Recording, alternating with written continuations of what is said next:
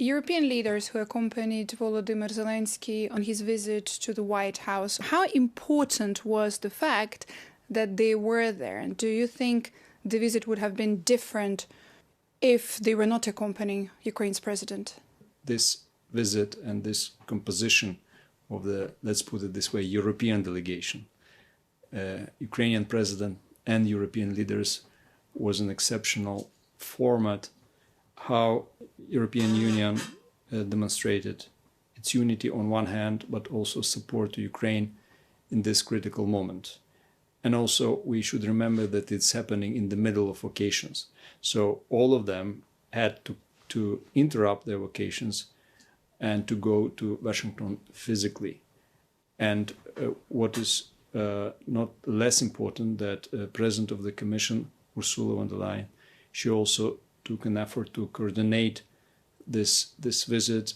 What are your expectations for the next step? There are a few scenarios being discussed. Could be the bilateral meeting at first between Vladimir Putin and Volodymyr Zelensky, and then the trilateral meeting with the presence of Donald Trump. My question here is that, do you think at some stage the European Union and Europe will also be presented at one of those meetings? You see that this process is getting quite dynamic, and I hope it will not take too long till the next meeting is organized. We should not omit any other scenarios, including participation of the European side. But what is important, that EU and Europe in general, because we are talking also about Great Britain, is present. And position of the European Union definitely is taken into account by Ukraine for sure, and also by the United States. So this is the most important thing. EU accession is an important aspect of Ukraine's safety in the future, and that was also mentioned both by Volodymyr Zelensky and by the President of the European Commission, Ursula von der Leyen, who said, and I quote her here, "We continue to support Ukraine's path to its membership in the European Union.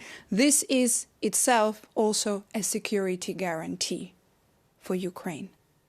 When we are talking about today's situation, what European Union is doing to defend itself, already now, for Ukraine being a candidate state, not the member, the new program, which is called SAFE, is open for Ukraine, which means that helping Ukraine to defend itself, helping Ukraine to use its potential, its military industrial complex, its modern militech, will help definitely Ukraine, but also in the future will help Europe to defend itself.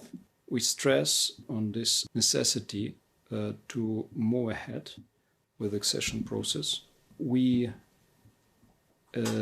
do whatever is possible to unlock this stalemate, also to solve all bilateral issues with any member states which could arise, because it's okay, let's say it's normal that member states, they try to solve bilateral issues, use the enlargement process as a leverage, and we're prepared to talk, we're prepared to work, and we are doing that, but we don't want to lose time. And if we have any outstanding issues related to, I don't know, national minorities or trade or sectoral cooperation, we are going to tackle those issues within the relevant clusters. Do you think Ukraine can tackle some of these issues bilaterally? Because we also heard that Donald Trump might be weighing in on pushing somehow and steering Hungary towards unblocking some of the vetoes. If United States or other countries outside the European Union are ready to help, to use their political clout, to use their also personal contacts, we welcome this support. And again, it is important to consider this issue as an element of the peace process. And that's why if Donald Trump, which is leading this peace process, is involved in fixing this issue, so it's logical